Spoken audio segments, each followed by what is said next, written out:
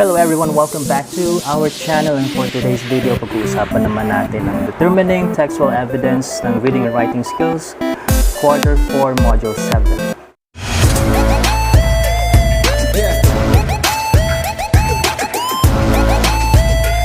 Naunahin muna natin itong what's in. So previously daw, na-learn daw natin yung paggawa ng mga assertion tsaka mga counterclaim. So assertions can be based on fact, convention, opinion, or preference. And these assertions lead to formulating claims. So, as a critical reader daw, dapat marunong daw tayo mag-recognize at mag-formulate ng mga counterclaims base sa ating mga nabasa. Sa mga hindi pa nakapanood ng assertion at counterclaim, check nyo na lang yung channel ko. Maglalagay din ako ng link sa description below. Check nyo na lang yan. Yun kasi yung module na may dalawang lesson bago itong module na to, which is about determining textual evidence. Counterclaims daw, nagre-refer sa mga claims na kinakalaban yung previous claim sa iyong mga nabasa. So, dapat daw marunong din tayong mag-locate o maghanap ng mga evidences na binigay ng text para ma-prove yung counterclaim. Para daw ma-clarify yung position sa pagbibigay ng counterclaim, dapat daw marunong tayong mag-formulate ng evaluative statements. So, reading text should be examined carefully para daw ma-identify yung mga evidences na nagsusupport sa author's claim. After learning these skills in formulating evaluative statement, dapat daw marunong tayong mag-determine ng textual evidences para ma-validate yung mga assertions at mga counterclaim na ginawa natin about sa text na ating nabasa. So, what's new? Try to guess the occupation of the person. So, number 1, people come to me and ask for my prescription, doktor to. Number 2, people call me whenever their tires are flat and check the vehicle's radiator, mechanic. Number 3, I use a harrow and a tiller to cultivate soil, so farmer to. I love to read books and play with children, teach them, okay, teacher. Number 5, I make houses, buildings, and bridges, engineer to. Letter B, read a paragraph and answer the following questions. You may write the answer on separate sheets. So, basahin nyo itong paragraph, intindihin nyo para masagutan nyo yung items 1 to 5. So, number 1, why is Louis upset? So, ang sagot dito ay because it is raining, letter A. Number 2, what line in the text tells you that Louis is upset that it is raining? Letter D, Louis stepped inside the house with the rage of his emotion. So, ilalabas sana siya kasi lalaro siya ng basketball kaso lang umuulan. Kaya nagalit siya, pumasok na lang siya sa loob tsaka kinuha yung gadget niya. Number 3, what do you think he's planning to do? So, he wants to play basketball. Number 4, what lines from the text support the idea that he listened to his mother? So, ang sagot dito ay letter C. He went to the living room and grabbed his gadget. Number 5, what kind of boy was Louis? So, letter B. He loves playing basketball. Nagalit nga siya kasi hindi siya makapaglaro ng basketball. So, letter C, read the poem, Harlem by Langston, and answer the following guide questions. So, honestly, hindi ako ganun kagaling mag-decipher ng mga poems, pero tingnan natin kung ano magagawa ko. So, basahin nyo itong poem and then answer the guide questions. What does the word deferred mean? So, pag sinabing deferred, yun yung parang pinopostpone mo muna, dinidelay mo, or isinasangtabi mo muna para gawin or pagpatuloy sa ibang panahon. Number 2, how is the dream compared to raisin, rotten meat, and heavy load? So, paano ba to? Bakit daw kinumpara yung dream sa raisin? Kasi yung dream kasi dito is deferred dream. Ibig sabihin, dinelay yung dream. Meron kang, yan yung ginawa mo yung dream mo, pero dahil for some reasons, hindi mo pinagpatuloy, dinelay mo muna. Dream dito is yung pangarap mo, okay? Or gusto mong mangyari sa buhay mo. So, bakit daw ito kinumpara sa raisin? Yung raisin kasi yung pinatuyo sa araw. Tapos, siguro lang raisin, para sa akin kasi, siguro, pag pinatagal mo yung pangarap mo, pinatagal mo yung dream mo, natutuyo siya, nawawalan siya ng sigla, wala na yung dating saya, nung ginawa mo yung dream na yun, yung binuo mo yung pangarap na yun, unti-unti siyang nawawala habang tumatagal. So, rotten meat, bulok na karne, pangit tignan, habang tumatagal, nawawalan siya ng silbi. Parang rotten meat din, habang tumatagal, hindi na siya pwedeng kainin. Kasi pag pinabayaan mo lang siya, pag sandaling panahon pa lang, pwede pa eh. Pero pag tumagal ng tumagal na, hindi na siya pwedeng i-intake. So parang pangarap din, parang habang tumatagal, mas lalong kumukonte yung tsansa na ipagpapatuloy mo pa siya at kumukonte yung tsansa na matutupad mo siya. And heavy load, pag dati kasi, diba, kunwari, pag nagkaroon ka ng pangarap or dream, ito yung nagpapamotivate sa'yo. Okay? Nagiging asset mo siya para kumayod or para pagtrabahuin yung pangarap mo. Pero kapag pinatagal mo siya, yung motivation mo na yun nawawala. So, parang ito na yung nagiging burden mo para hindi na makapagpatuloy, hindi ka na makapag-move on. Hindi ka na makakapag-move on kasi may dala-dala ka ng dream na pinatagal mo na nawawala na ng silbi, nawawala na ng saya o sigla. Kaya again, sa halip na naging asset mo siya para magkumayod at pagtrabahuin yung dream mo, ang nangyari tuloy dahil sa pinatagal mo, naging burden, ito na yung humahatak sa'yo paatras. Or ito na yung rason kung bakit hindi ka makaabante forward. Number 3, what are the author's descriptions of a dream deferred? So paano ba describe ng author yung dream na delay? Kayo na bahala siguro kung paano niyo gagawin to. Doon ba kayo papasok sa explicit information or implicit? Pag sinabing explicit, yun yung mga information na direct na nakikita sa text. Pag implicit naman, yun yung mga yung ibig sabihin nung nakasulat. Okay? You're gonna read between the lines pag implicit information yung ginamit mo. Number 4, based on the poem, what happens when you don't go after your dreams and you defer them at a later time? Ano ba daw base sa tulang nabasa mo, ano daw ba nangyayari sa mga pangarap na hindi mo pinagpatuloy kagad at dinelay mo ng mahabang panahon? So, kayo nang bahala. Actually, nakasulat naman kung base sa author kung ano bang mangyayari sa mga pangarap na hindi mo pinagpatuloy, dinelay mo ng matagal na panahon. Number 5, if you were the author, how would you feel upon writing the poem? So, depende to kasi iba-ibang tao, iba-ibang feelings yung nangyayari. Merong ibang tao na pagkatapos nilang sinulat yung poem, sumasaya sila, they feel happiness because maganda yung nagawa nilang poem at nagre-reflect ito sa kanilang sarili at sa ibang tao. Meron namang ibang tao na pagkatapos gumawa ng poem, nagkakaroon sila ng self-reflection. So yung iba nagagalit kasi nare-realize nila na ganito nangyayari sa dream nila. Yung iba nalulungkot, okay, sadness kasi na-realize nila yung reality, okay, yung nangyayari sa kanila at yung nangyayari sa dream nila. So, depende na sa inyo yan, happiness, sadness, anger, at kung ano-ano pang mga feelings dyan. 6, do you agree with the author's idea that a dream differs things like a rotten meat? Nag-agree ka daw ba na yung dream na pinatagal mo pwedeng maihambing sa isang nabubulok na karne? Diba gaya ng sabi ko kanina, habang tumatagal, nawawalan siya ng silbi. Habang tumatagal, hindi na siya pwedeng pakinabangan. What is it?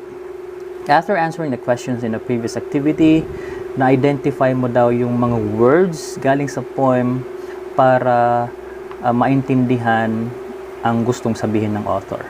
Ano nga ba yung textual evidence? Yung textual evidence daw is defined as the details given by the author in order to support his or her claim. So, yung mga binabasa natin kasi meron yung mga claim. Okay? Tapos, dinudugtungan niya ng mga textual evidence para mas lalong makapersuade at mas lalong kapanipaniwala yung mga poem. Nagiging mas lalong interesting, believable kapag merong textual evidence. It reveals the position of the writer and makes the reading more interesting. Evidences are details that strengthen, add variety or weight to any argument. So, yun yung textual evidence. Meron ditong paragraph at sample essay to about the poem. So, basahin nyo lang to. Makakatulong to para masagutan nyo yung guide questions. Huwag nyo naman tong kopyahin. No? Finding textual evidence on a read text helps you make inferences using concrete evidences on your claim. So, para daw masuportahan yung claim mo, dapat you explicitly cite ideas to support your claim sa iyong writing. So, meron daw iba't ibang paraan ng pag-present ng textual evidence. So, it can be paraphrasing, summarizing, referencing, or quoting. Pag sinabi natin paraphrasing, you're just restating the information gamit ang sarili mong words. Pag summarizing naman, you're still using your own words, but this time, it is shorter than the original. So, mas maikli siya. Kaya sa summarizing. Pag referencing, tawag dito, na mini-mention mo siya or sinasabi mo yung specific section kung saan located yung information na gusto mong iparating. Pag quoting naman, gumagamit ka ng eksaktong words kung paano siya ginamit ng author. Kaya lalagyan mo siya dapat ng quotation marks kasi sa kanya galing yung mga words at siya yung gumawa nun, hindi ikaw. Remember that textual evidences validate and strengthen your writings, showing that you read and understand a text.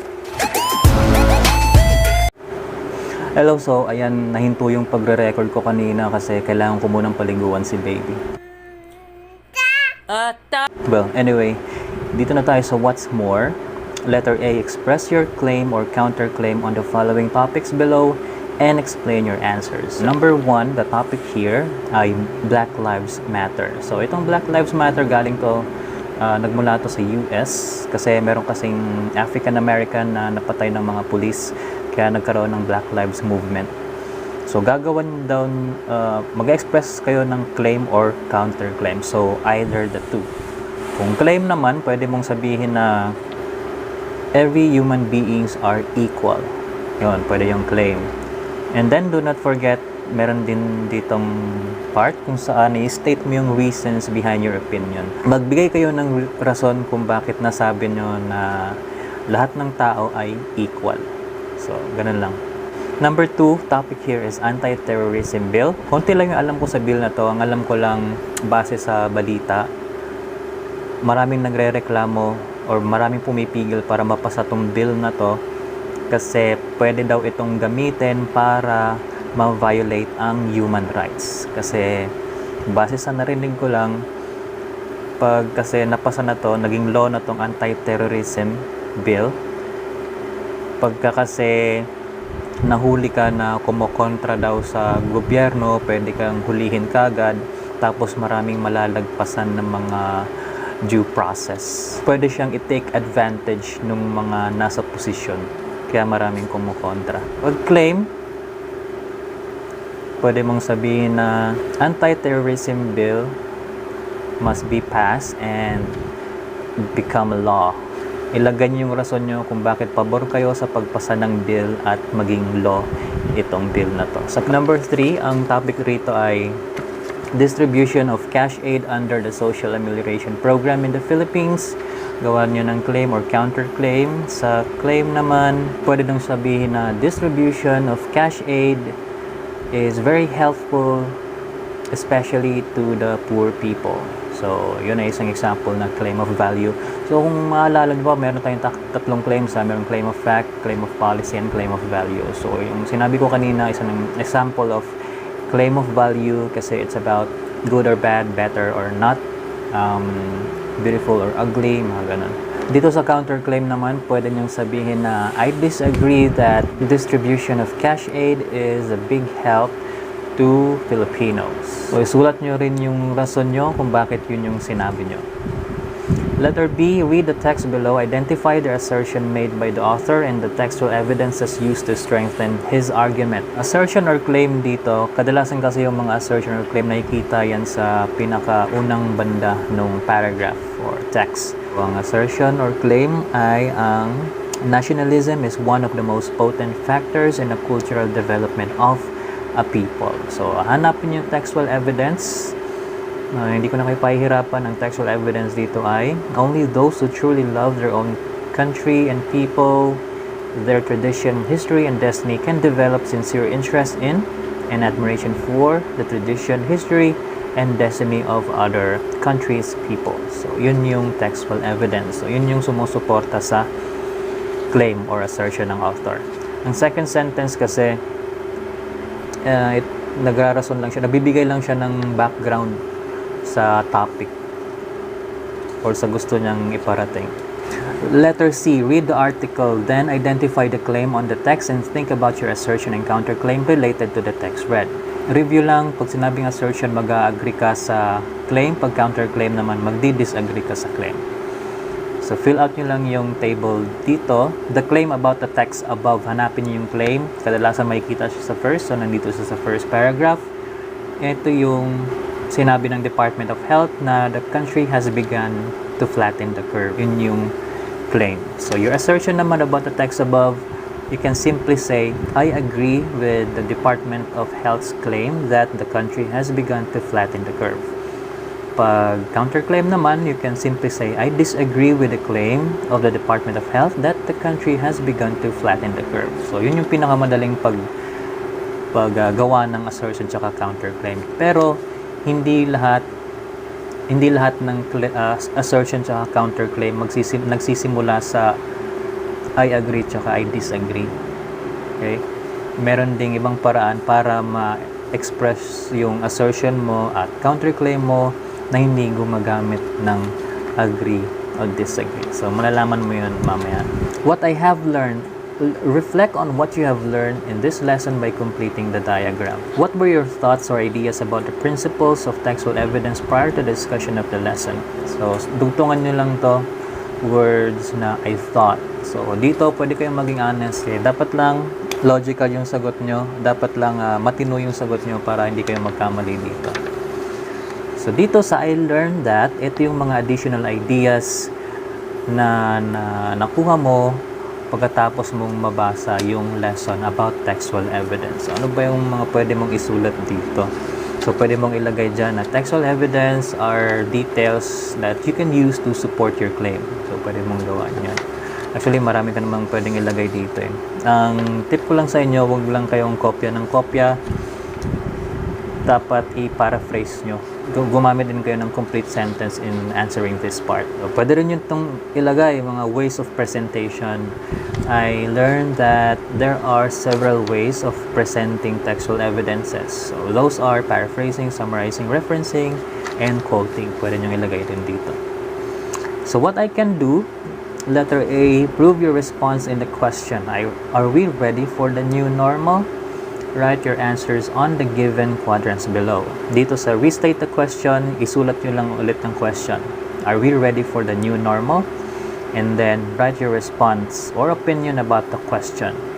So you can say that I think that we are not ready for the new normal. Or I think that we are ready for the new normal. Evidences of your opinions. Evidences, marami kang pwedeng isulat. Pwede kang pumasok sa area ng education. Okay? Sulat mo dito yung about sa internet. Pwede kang pumasok about sa health. Ano pa ba? Pwede kang pumasok ng related sa business. Diba? Kung sa education tayo, tapos yung opinion mo ay I think we are not ready for the new normal. Pwede mong isulat na evidence dito is some people cannot afford gadgets or internet connection for online classes. Yung mga ganun.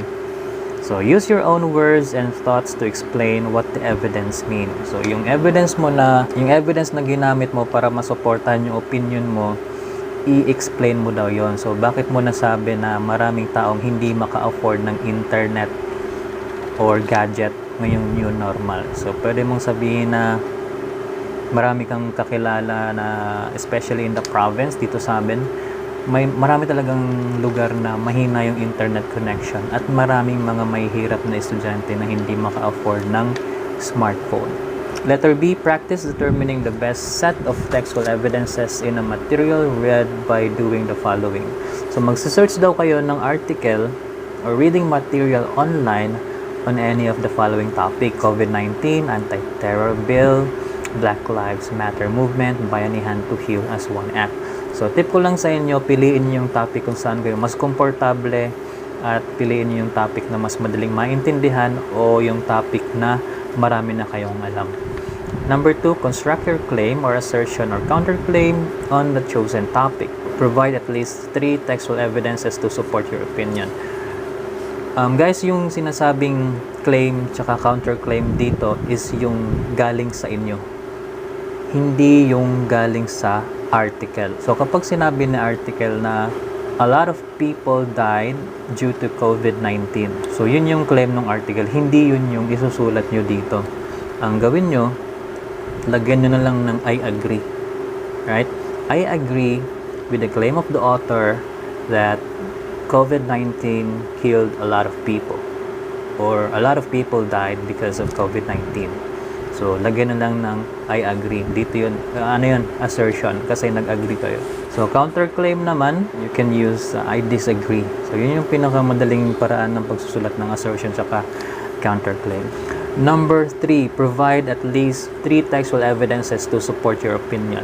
So, kunwari, di ba, kapag claim yung pinili mo, sinabi mo na, I agree with the author's claim that COVID-19 caused a lot of deaths, then, ang textual evidence na nakita mo galing sa article ay, kunwari, statistics, naglagay siya ng number kung ilan na yung namatay,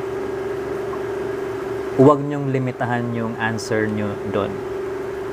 Pwede nyo yung isulat at pwede rin kayong magdagdag ng additional information na related sa sinabi ni author. So, kunwari, naglagay nga siya ng statistics. So, number ng mga taong namatay in the whole country. So, pwede kayong magdagdag ng information, kunwari, specific place kung saan kayo located. Specific city, province, pwede nyo yung idagdag para maging mas maganda naman yung answer nyo dito. So letter C, read the article below. After reading it, you need to do the following. So think about your own opinion about this prompt. President Duterte wanted a vaccine first for coronavirus disease 2019 before classes resume in the Philippines. Should we postpone classes in the time of COVID-19? Then, maghahanap kayo ng best textual evidence from the article to prove your assertion or counterclaim. Tapos, magsusulat kayo ng opinion paragraph. Ito lang. Assertion, payag ba kayo na i-postpone yung classes? Or counterclaim, hindi ba kayo payag na i-postpone yung classes? So, pwede niyong sabihin na, I think that we should have postponed the classes in the time of COVID-19. So, lagyan na natin ng word na have kasi nagsimula na yung klase. Okay. Nagsimula na yung klase. Maghahanap naman kayo ng textual evidence galing sa article kung bakit yun nasabi na dapat pinospone na lang natin yung classes. So, basahin nyo tong article. I think, para sa akin, etong part lang na tong magagamit ko na textual evidence. Some parents agreed with Duterte saying that they were worried about sending their children to school amid the pandemic. This is despite the Department of Education announcement that only 15 to 20 students will be allowed to attend physical classes in schools. So, yun yung para sa akin the best textual evidence para masuportahan yung opinion ko na dapat pinospone na lang natin yung klase. Kasi, yun nga, maraming mga parents ang takot. Ito yung nagpapatunay na seryoso talaga ang issue, ang kalagayan natin kasi dahil sa COVID. Kapag counterclaim naman, sinabi mo na I disagree is that we should have postponed classes in the time of COVID-19. So ano ba yung pwede mong magamit pag ganun yung counterclaim mo? Pwede nyong gamitin tong paragraph na to kung saan sinabi ni Secretary Francisco Duque na safe daw buksan ng klase basta masunod lang yung minimum health standards. Kasi pag sinabi naman nating minimum health standards, yun yung naka-mask ka, naka-face shield, social distancing, at limited yung mga taong dadalo sa isang lugar. So kapag nasunod naman siguro yun, actually totoong safe kasi hindi naman makaka-travel yung virus. Okay? Nangyayari lang naman yung mga transmission kapag may mga taong pasaway na baba ng mask, dikit ng mga parte ng katawan gaya ng kamay, nagbebeso-beso. So, pwede nyong gawing textual evidence yung paragraph na yon para masuportahan yung opinion nyo na dapat hindi natin pinospone yung classes ngayong COVID-19 pandemic. Then, number 3, magsusulat kayo ng opinion paragraph. Sa pagsulat ng opinion paragraph, search na lang kayo kung paano dapat huwag niyong kalimutan, meron din dapat itong 3 parts. Introduction, body, and conclusion. Sa introduction, makikita yung mismong opinion nyo about the issue. Nandoon yung assertion or counterclaim doon sa introduction. Sa body naman, doon nakalagay yung mga textual evidences nyo tsaka mga reason nyo kung bakit nyo nasabi yon. Sa conclusion, isa-sum up mo lang yung mga sinabi mo sa body. So, kumbaga, pwede mo ring i-restate dito.